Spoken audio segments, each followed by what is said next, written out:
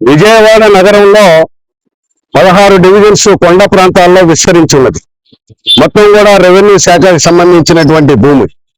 ఈ భూమిని పట్టాలు అనేక దఫాలుగా ప్రభుత్వాలు పట్టాలు ఇచ్చారు. ఇచ్చినటువంటి పట్టాలను రిజిస్ట్రేషన్ చేయమని చెప్పి అనాదిగా భారత కమ్యూనిస్ట్ పార్టీ సిపిఐ డిమాండ్ చేస్తా ఉంది. అనేక ఉద్యమాలు కూడా నిర్వహించడం జరిగింది.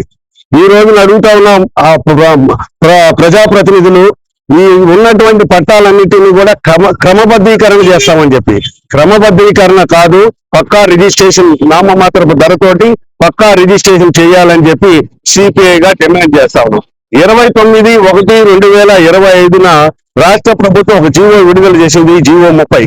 అందులో ఒక క్లాజ్ ఉంది క్లియర్ గా, ఎక్కడైతే అభ్యంతకరంగా ఉన్నటువంటి ప్రభుత్వ భూముల్ని రిజిస్ట్రేషన్ చేయడానికి వీలు లేదు అని చెప్పి. కాబట్టి ముఖ్యంగా ఆ యొక్క క్లాజ్ ని అనుసరించినట్లయితే 6, 7 డివిజన్స్ లో ఈ ప్రాంతంలో ఉన్నటువంటి మొత్తం కొండ ప్రాంతంలో ఉన్నటువంటి వారందరికి కూడా ఆ ఆర్కియాలజీ డిపార్ట్మెంట్ వారు ఇచ్చినటువంటి ఏదైతే అభ్యంతరం ఉందో అభ్యంతరం మేరకు ఈ ప్రాంతాల్లో రిజిస్ట్రేషన్ జరిగేటటువంటి అవకాశం లేదు జీవో 30 ప్రకారం.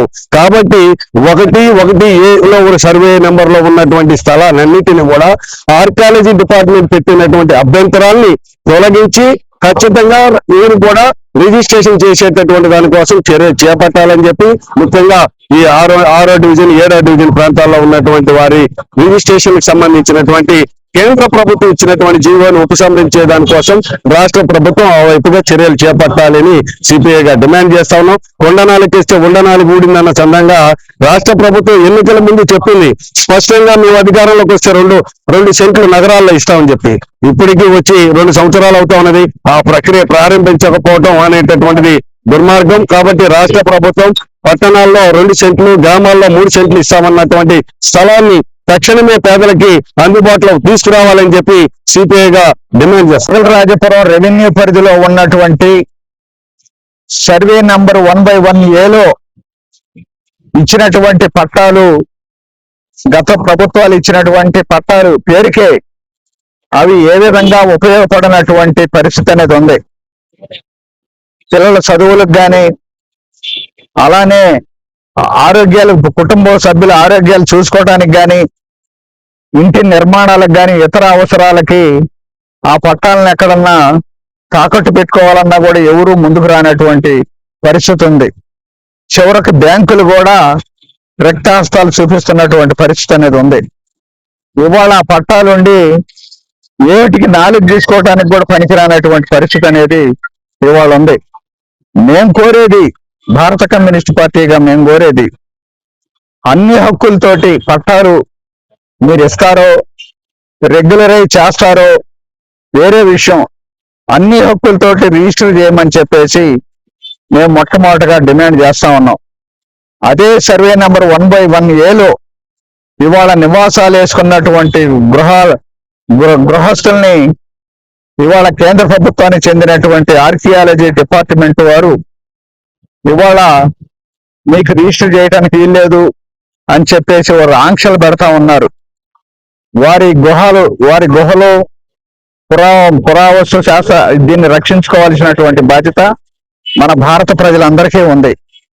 అదే సందర్భంగా గుహలకి దగ్గరలోనే ఇళ్ళు నిర్మాణం చేసుకున్న తర్వాత ఈ డివిజన్ లో ప్రజాప్రతినిధులు అందరూ కలిసి, కమ్యూనిస్టులు ముఖ్యంగా, రోడ్లు, లైట్లు, మంచినీరు, ట్యాంకులు, బూస్టర్ పంపు లైన్లు, పట్టాలు ఇవన్నీ కూడా పోరాటాలు చేసి కృషి చేసి ఇప్పించినటువంటి పూర్వరంగంలో ఇవాళ ఆర్కియాలజీ డిపార్ట్మెంట్ ఆంక్షలు పెట్టడం అనేది సరైనది కాదు. ఇవాళ అంతేకాదు, ఇవాళ పురాతన 100 సంవత్సరాల నుంచి ఈ ప్రాంతంలో ఉన్నటువంటి గ్రామకంఠం అనే పేరుతోటి మైదాన ప్రాంతాన్ని ఇవాళ ఇళ్ల స్థలాలు ఇవ్వటానికి ఏమాత్రం కూడా ప్రభుత్వం ముందుకు రావట్లేదు. ఇవాళ గ్రామకంఠంలో ఉన్నటువంటి ఇళ్ల స్థలాలను కూడా రెగ్యులరైజ్ చేసి ఎవరికి స్వాధీనంలో ఉంటే వారికి రిజిస్టర్ చేయాలని చెప్పేసి మేము కోరుతా ఉన్నాం. అదే సందర్భంలో ఇవాళ బీఫారం పట్టాలని బ్రిటిష్ వారు ఎప్పుడో పూర్వం ఇచ్చారు వీళ్ళకి, ఎస్సీలకి. కానీ ఈనాటికి కూడా దాని మీద సరైనటువంటి హక్కులు లేవు. ఇవాళ మొఘల్ రాజపురం రెవెన్యూ పరిధిలో ఉన్నటువంటి పట్టాలుండి కూడా, ఇవాళ బీఫారాలుండి కూడా ఇవాళ గ్రామ కంట్రోల్ నివాసాలు ఏర్పాటు చేసుకుంటున్న వారు వీరందరూ కూడా ఇవాళ అభద్రతా భావంతో జీవిస్తున్నటువంటి పరిస్థితి అనేది ఉంది. ఇవాళ రాష్ట్ర ప్రభుత్వాలకు చెల్లించాల్సినటువంటి మున్సిపల్ కార్పొరేషన్ కి చెల్లించాల్సినటువంటి ఇంటి పన్నులు, కరెంటు బిల్లులు అన్ని కూడా సక్రమంగా చెల్లిస్తున్నటువంటి పరిస్థితి అనేది ఉంది. మేము చెప్పేది ఇవన్నీ కూడా పక్కా రిజిస్ట్రేషన్ చేస్తేనే, అన్ని హక్కులతో చేస్తే ప్రభుత్వానికి కూడా నామమాత్రం ఫీజు లాభం అధిక రాబడి అవుతుంది. అదే మేము కోరుతా ఉన్నాం. దీన్ని ఖచ్చితంగా ఈ ప్రభుత్వం చేయాలని చెప్పేసి, అలాగే ముఖ్యమంత్రి గారు చంద్రబాబు నాయుడు గారు నేను 2 సెంట్లు ఇస్తానని చెప్పేసి ఆయన వాగ్దానం చేశాడు.